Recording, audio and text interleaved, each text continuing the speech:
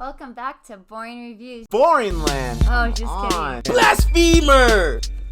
Hello, right. Boring Review Nation! Kind of pointless. We know all things. Welcome back to Boring Reviews. Jodi here. Nick here. And today we are reacting to... Trevor Noah, baby. I thought you were going to say it. I was going to let you do it. It's Here's his... some information. Apparently Siri Siri's excited about Trevor Noah as well. wants to tell us, yeah. Complete remarks at the 2022 White House Correspondence dinner. You've been asking for it. We've been procrastinating because it's a longer video, but we are here and we are ready to react to his complete marks. Now, one thing I'm a little hesitant about reacting to this is you're going to see how unintelligent I am sometimes, because the jokes are about understanding like the context or whatever.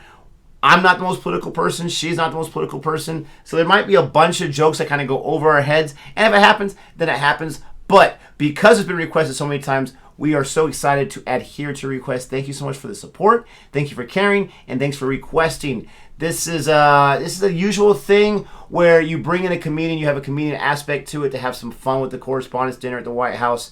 I think my favorite was The Anger Translator by Keegan, and that was hilarious. Keegan from Key and Peele. Oh, Key and Peele. Gotcha. And that was absolutely hilarious, where he was translating what Obama really wanted to say. That was funny. Mm-hmm. And so I'm excited for this because Trevor Noah, he's our guy. We love this guy. If you like Trevor Noah and reactions, we have a whole slew of them on our channel. Go ahead and check them out. Let us know what else you want us to react to. Don't forget to, please, like and subscribe. And if you really like us, hit that notification bell so you're aware of our next uploaded videos. Ooh, that was nice. Thank you. I almost sound professional. Oh, man. Oh, man. I see, I had a chance to give her a compliment. I just couldn't do it. That was very professional. All right, Trevor, take us home. Wow, that was pretty fantastic. One more time for President Biden, please. President Biden. That was really great. I got to promise I will not be going to jail. I'll switch things up now. Hair's all long. Let's see how we love do his hair. this. How's everybody doing tonight? You guys good? Everyone good? First of all, thank you so much, Steve. Good evening, Mr. President, First Lady, members of the media, and all the men relieved that Ronan Farrow isn't here tonight. It is my great honor to be speaking tonight at the nation's most distinguished super spreader event. No, for real, people, what are we doing here? Let's be honest, what are we doing? Like, did none of you learn anything from the gridiron dinner? Nothing, huh? Like, do you read any of your own newspapers? I mean, I expect this from Sean Hannity, but the rest of you, what are you doing here? That one did not go. You guys spent the last 2 years telling everyone the importance of wearing masks and avoiding large indoor gatherings. Then the second someone offers you a free dinner, you all turn into Joe Rogan, huh? I mean, Dr. Fauci dropped out. That should have been a pretty big sign. Fauci thought it was too dangerous to come tonight. Pete Davidson thinks it's okay. And we all went with Pete. Okay. All right, then. Now, for those who don't know me, my name is Trevor Noah, and I'm really honored to be here, honestly. You know, because you could have picked any comedian. You could have invited anyone, but you went with the South African variant. Very on theme. I appreciate that. And COVID risk aside, can I just say how happy I am that this event is happening again for the first time in 3 years. Yeah. That would make sense. That's why I haven't heard about anything recently. The truth is, I want us all to have a good time tonight. So please, everyone relax. You know, I know everyone in this room is worried about who catches you laughing at what, but just chill. Just chill. We're celebrating. We're out. You know, get comfortable. Not too comfortable, Jeffrey Toobin. Not too comfortable. No, you know what? No, don't ooh him, bunch of haters. You know what? So what, Jeffrey? You made a mistake. You whipped it out in front of your coworkers. Oh. That's the first step to winning a Grammy for Comedy Album of the Year. You're halfway there, my friend. You don't let the haters stop you. We all come back from mistakes. Go get him, Trevor. Now, you might have noticed I'm going to be telling some jokes tonight. I feel bad for him. I'm not here to tear anybody down, okay? No.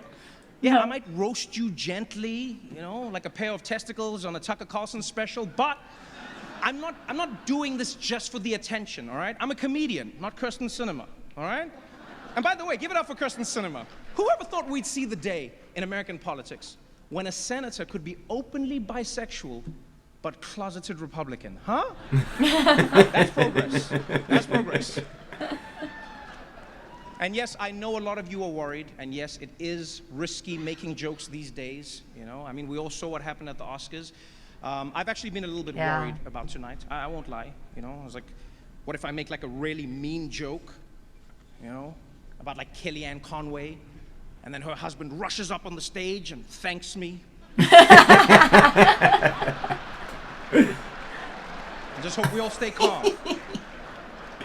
Because it is exciting to be here, even though some people don't think this dinner should even exist, as you said, Mr. President, you know? Because some people think this shows that the media is too cozy with politicians, but what those people don't understand is that you guys have integrity. You would never allow personal connections to affect your ability to be good journalists. Isn't that right, Chris Cuomo? Where is Chris, by the way? Is he here? Couldn't make it? It's wrinkled in the back. Oh, by the way, before we really get going, a few quick announcements. It's fake, for sure. Anyone here who is a Democrat in a swing district, I've been asked to remind you not to hand your resume to the cable news execs at your table until after the event, please. Thank you very much. Also, a quick note before people order their Ubers home tonight. Governor Greg Abbott is generously providing free buses for the Telemundo table. Very classy. Very classy. You can hear the crowd like, oh. What a room this is, huh? Look at this room.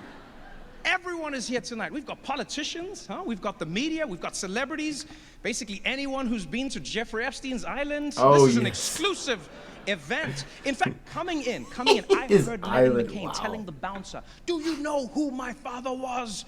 And they were like, "You have a ticket, you can just come in." But she insisted on telling them who her father was anyway. And I'll tell you, as somebody coming from Africa, I mean, I've just got to say, this is so exciting, you know, to be at this swanky party full of Washington. He has to keep saying that, so don't get too mad. You know, it's not as exciting as Madison Cawthorn made it sound, but still very sexy. Very, very sexy. There's many big names here tonight. Yeah, one of my favorites, Ron DeSantis, is here. Yeah. Oh, man, I'm actually surprised that he found the time. You know, he's been so busy trying to outmaneuver Trump for 2024. I see you, Ron. I see you, Flair. Yeah, I've seen what you've been doing, blaming Trump for the lockdowns, distancing yourself from the vaccines that Trump created with his own two hands. Nobody knew how to make vaccines until I made them. Beautiful, beautiful vaccines. Nobody knew how. Not even Fauci. It's pretty good. Fauci. It's pretty good. We've seen his impression before. Ron is playing it coy, man. He won't even tell people if he got the booster, yeah? Or as they say in Florida, don't ask, don't tell. Am I right? I see you, Ron. You see, what I like about Ron DeSantis is like, if Trump was the original Terminator, DeSantis is like the T-1000. You know, you're smarter than him. You're slicker than him. You can walk down ramps. Yeah. Because you see, no, Trump said he won the election, but everyone was just able to look at the numbers and see that he was wrong. That's why Ron DeSantis is one step ahead. First, you ban the math textbooks. Then, nobody knows how to count the votes. Boom! My man! Crushing him. Oh, he's crushing him. Are you kidding me? The great chef Jose Andres is joining us here tonight. Give it up for him, people. My good friend in the room. He's like, no, we're not good friends. Whenever there's a disaster anywhere in the world, Chef Jose is there. Which I guess is why he's sitting at the CNN table tonight. Now, of course, the real reason he's like, oh, thank that goodness. It's such an honor to be here tonight is that we all get to be in the same room as the most powerful I drank my water down the wrong tube. So let's give it up for Joe Manchin, everybody. Where is he? Is he there? Good to see you, sir. Good to see you. No, for real, Mr. President. Thank you for being here. Thank you for having me here. You know, I was a little confused about why me. But then I was told that you get your highest approval ratings when a biracial African guy is standing next to you, so... I got that one. So let me just say, Joe, I'm glad that I could do my part. And hopefully this will work. I'm not actually him, I just did the voice. More importantly, awesome. First Lady Dr. Jill Biden is here, everybody. Give it up for her. You know, interesting fact. He looks so even as uncomfortable, First like, oh, Lady, no. Dr. Biden continued her teaching career. Yeah, the first time a presidential spouse has ever done so. Ever. Congratulations. Now, you might think it's because she loves teaching so much, but it's actually because she's still paying off her student debt. I'm sorry about that joke. Yes. Yeah, I guess you should have voted for Bernie. It's so true. You know, sir, can I just say, I think everyone will agree that it's actually nice to once again have a president who's not afraid to come to the White House Correspondence Dinner and hear jokes about himself. I'll be honest. If you didn't come, I totally would have understood. Yeah, because these people have been so hard on you, which I don't get. I really don't. You know, I think ever since you've come into office, things are really looking up.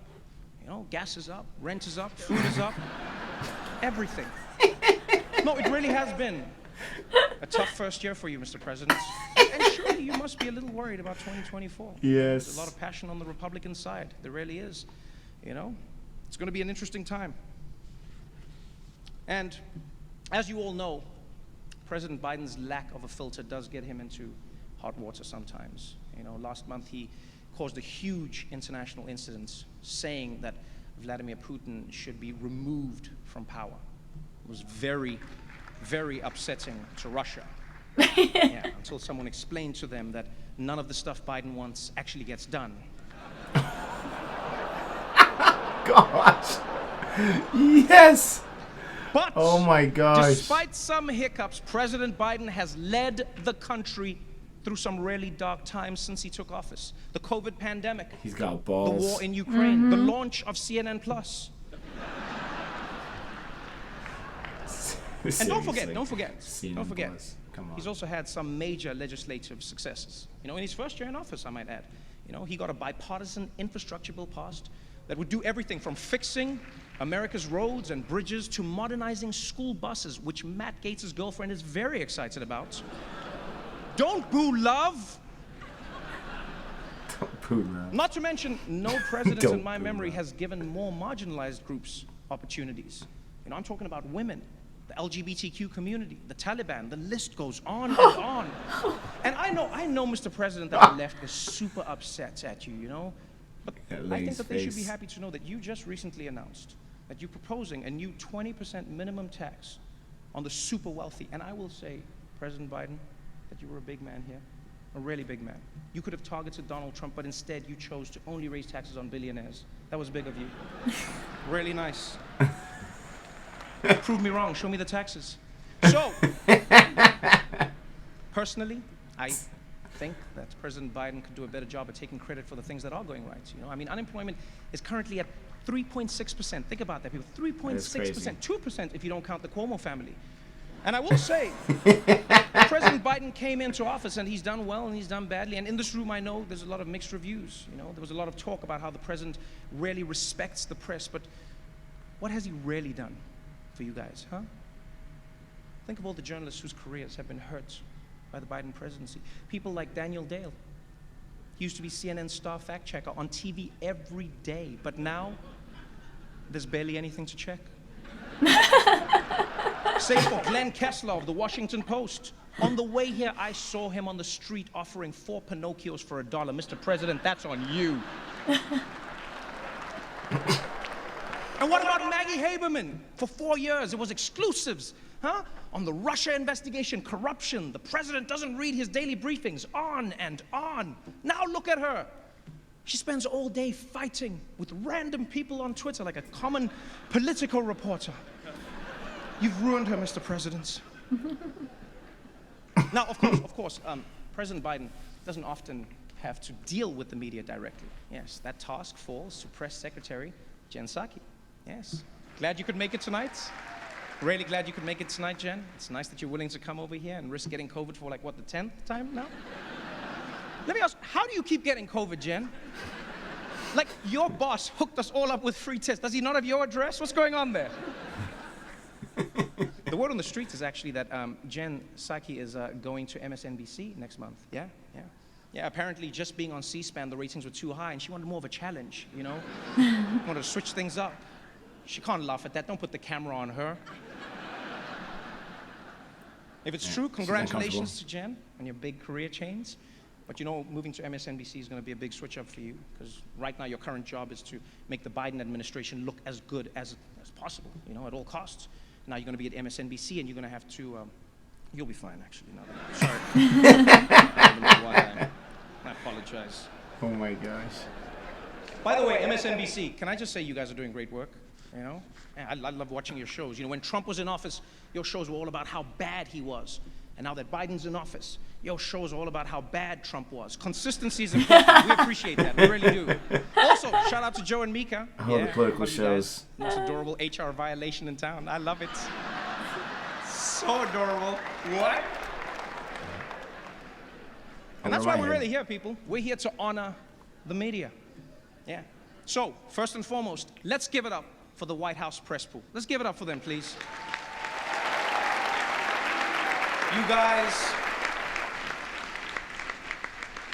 You guys are relentless. Every day you show up, and every day you demand answers on the pressing issues of the day. And then Fox News asks about Hunter Biden. And I'll be honest though, I actually think that's a good thing. I really do. I think people need to be held accountable if they're using their dad's name to get ahead in life. And I can't think of anyone better to ask about that than Peter Ducey. Yeah. Wherever he is, Chris Wallace laughed at that joke. But you see, the real purpose of tonight is to honor some of the country's best political journalists. People like Abby Phillip, Yamiche Alcindor, right? And Mick Mulvaney. I actually get why CBS hired Mick Mulvaney. I get it. You know, he's more than just the guy who assured everyone that Donald Trump would concede gracefully. No, he can also get you access to other people who assured you that Donald Trump would concede very gracefully. It's very important. So shout out to CBS, my corporate cousin. You can actually find us on Paramount Plus. Yes, right between SpongeBob SquarePants and a bunch of movies that even Delta's in-flight entertainment system turned down. But I don't want to dwell on that. I don't want to dwell on Paramount Plus, we have so many other great journalists here tonight. We got Anderson Cooper in the house, man. We got Rachel Maddow. We got Don Lemon. We got Shepard Smith, and so many other huge talents who can no longer be mentioned in Florida public schools. I see you, Ron DeSantis. What's going on, baby? Let's keep going back to him. Oh, man. A lot of big media names in the room tonight. Chuck Todd is here. Chuck, you here? Yeah? How you doing? I'll ask a follow-up, but I know you don't know what those are. Oh my God. Don't boo him. He's trying. Man, these people are mean, Chuck. The Axios team is also in the house. Oh gosh. I didn't know this, but Axios is actually Greek for political playbook without the birthdays. Yeah. And you know, Axios got a lot of flack a few years ago for releasing a staff photo that had fewer black people in it than CPAC, but kudos to Axios. They fixed that problem by not releasing any more staff photos. And, and Jonathan Swan, my man, I'm a fan, personal fan. You've been crushing it with those interviews. Congrats on the award. People are always asking, how does Jonathan Swan get these politicians to open up to him? I'll tell you how. It's the Australian accent. Yeah, American journalists sound too aggressive. What did you do with the money?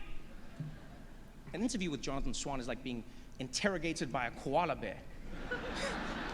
But Senator McConnell, don't you think it's strange that you and the devil have never been seen in the same place at the same time?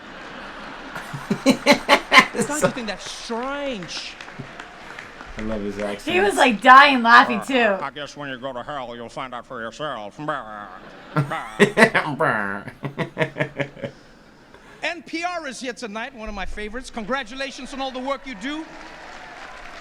I love Tiny Desk concerts. I just wish you guys didn't always have to beg for money. You know, maybe you're spending too much on those tote bags. Who designs those? House of Gucci? Why not just ask Ivanka which kids make her stuff? Come on. And how about the New York Times, also here?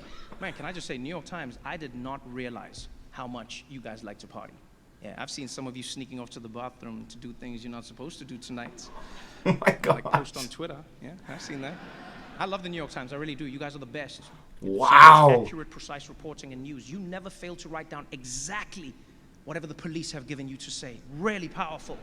Like, is it just me, or does the New York Times keep blaming bail reform on crimes that had nothing to do with bail reform? Like, I'm half expecting to open your newspaper and see a headline, Mets blow 4-run lead due to changes in state bail laws.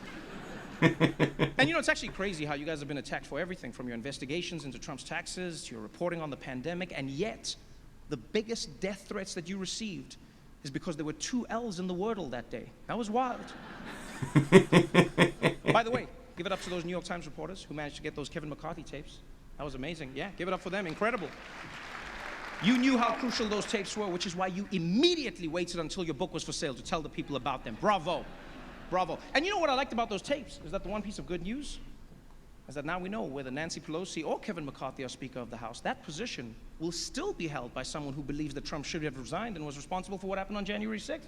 Yeah, that's bipartisanship. I like that. I'm really excited because the kings of cable are here. Fox News in the house. Yeah, the top-rated news network for the past, 300 years?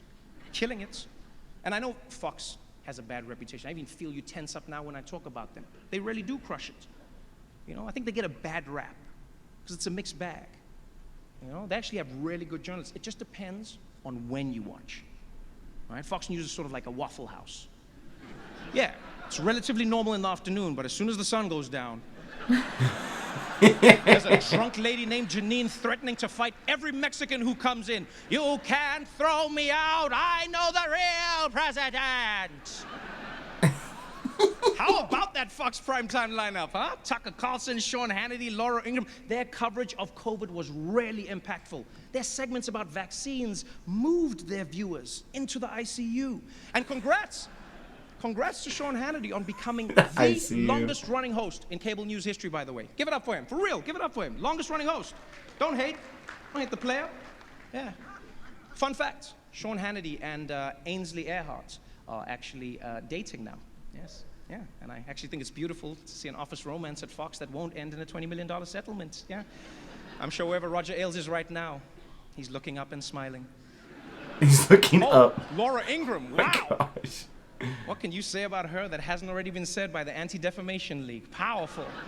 I'm just sad that Tucker Carlson isn't here today. He's my favorite. What a talent. Tucker Carlson, are you kidding me? Woo! That man's a beast. Who else could fill an entire show each night asking questions that Google could easily answer? Do vaccines work? Who really won the election? Who's the president right now? Is this America? Is this America? Gripping stuff. Oh, he's But crushing them. There's so much happening in the world right now. Sometimes it can be overwhelming, and you just want to tune it all out. And that's why I love watching CNN. Where's Jeff Zucker, by the way? Also couldn't make it? What's happening over there? Apparently, Jeff got fired after he tried to keep his workplace relationship a secret, which is weird because if he really didn't want anyone to know about it, he could have just made a show about it on CNN Plus. I know, it's so sad. CNN Plus, gone. No one's watching. But forgotten. You know who I blame? You know who I blame, CNN? I blame John King. That's who.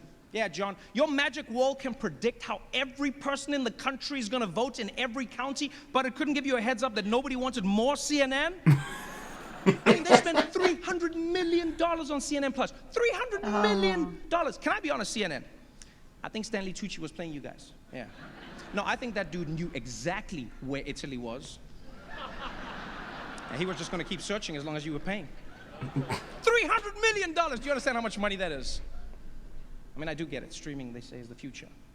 You know, as the old saying goes, you got to spend money to make sure that Chris Cuomo doesn't get in a wrongful termination lawsuits. And that's not the only big change going on at CNN. They just brought on Chris Licht, yeah, my man over there, Chris, as the new head of news. Oof.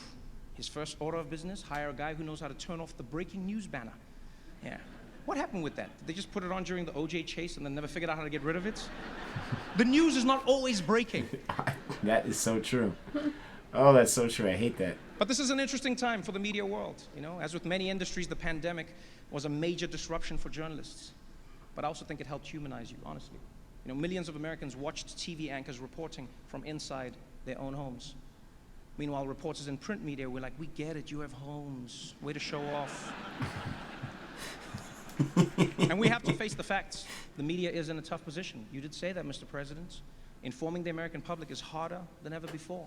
You're battling conspiracy theories that the election was stolen by George Soros, that JFK Jr. is still alive, that everyone in this room is a secret pedophile. And that's just what Clarence Thomas's wife believes. It's insane, people. This is truly the golden era of conspiracy theories. That's crazy. Whether it's the right wing believing Trump can still win the 2020 election. Or the left believing Joe Biden can still win the 2024 election. Thank you, Mr. President. And so as we sit in this room tonight, people, I really hope you all remember what the real purpose of this evening is. Yes, it's fun. Yes, we dress nice. Yes, the people eat, they drink, we have fun. But the reason we're here is to honor and celebrate the Fourth Estate and what you stand for. What you stand for. An additional check and balance that holds power to account and gives voice to those who otherwise wouldn't have one. And like, I'm not just talking about like CNN or Fox or any of the other major organizations. I'm talking about everyone. You know, the young journalists we saw today, you know, intrepid journalists who aren't even in this room in Flint, Michigan, or that daring reporter at the Des Moines Register, or the unflinching local newscaster in El Paso, Texas. Every single one of you, whether you like it or not, is a bastion of democracy. And if you ever begin to doubt your responsibilities, if you ever begin to doubt how meaningful it is, look no further than what's happening in Ukraine. Look at what's happening there. Journalists are risking and even losing their lives to show the world what's really happening. You realize how amazing it is. Like, in America, you have the right to seek the truth and speak the truth, even if it makes people in power uncomfortable, even if it makes your viewers or your readers uncomfortable. You understand how amazing that is? I stood here tonight and I made fun of the President of the United States, and I'm gonna be fine. I'm gonna be fine, right? Just wanna make sure. Do you really understand what a blessing it is? Maybe it's happened for so long that it might slip your mind. It's a blessing. In fact, here, ask yourself this question. Honestly, ask yourself this question. Chris Tucker.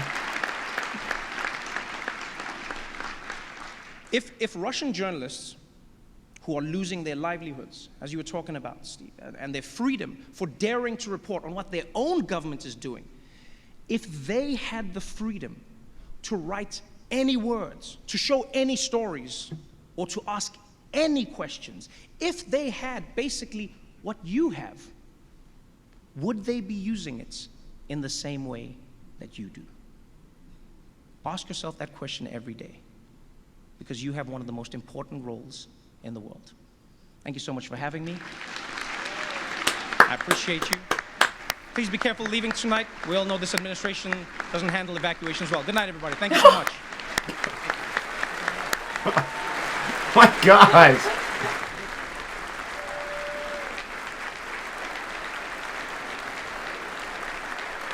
Oh, that was funny. All right, so what I thought was going to happen exactly happened. There was a whole lot of that I did not understand. You okay over there? Sorry. She just has to touch it. She just has to touch it. A whole lot I did not understand, and I'm not going to pretend like I did. Yeah, same here. There's a whole lot of names, and I'm like, okay. Yeah. But yeah. I feel like with most of the jokes, even if I didn't understand the backstory, he did a good job of still making it relatable, still making it something that was, funny. And he's listing off so many names. He's got so much research. I'm sure he's got a team that helps him out. But he really put his work in there, and he was just rapid fire. And he was not afraid to go after anybody, which I get it. He's South African, okay? Yes, he lives in America. He works in America, all that kind of stuff. This guy is South African. He was true to himself. He wasn't trying to kiss anyone's butt. I really liked how he went after both sides, right? Yep. One thing that drives me crazy with politics is how, like what he was saying, like it's all this side or it's all that side. He went after CNN. He went after Fox. He went after Republicans. He went after Democrats. He went after Trump. Went after Biden.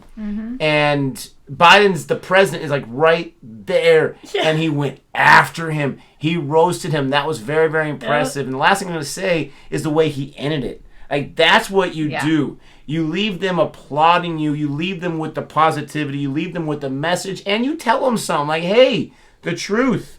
Right? Stick to the truth. Stick to what the people need to know about that can't learn about it. I thought that was fantastic. Well, and he's right. We take it for granted, and we don't realize it. And even like talking with students about the war in Ukraine right now, and how like a lot of the Russian citizens had no idea that that's what was going on, and Oh, yeah, they that didn't believe it. Yeah, and the soldiers didn't realize that's why they were going into Ukraine.